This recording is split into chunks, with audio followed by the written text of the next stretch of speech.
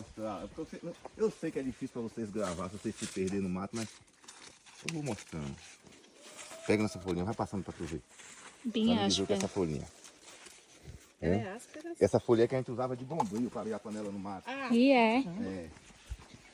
Agora você arranca ela, é porque essa aí tá nova. Ela fica maior, você tem que arrancar a mais velha. A mais velha tá mais dura e mais isso. Então, se via até para as mulheres lixar a unha, as mulheres lixavam a unha. Que com ela. massa.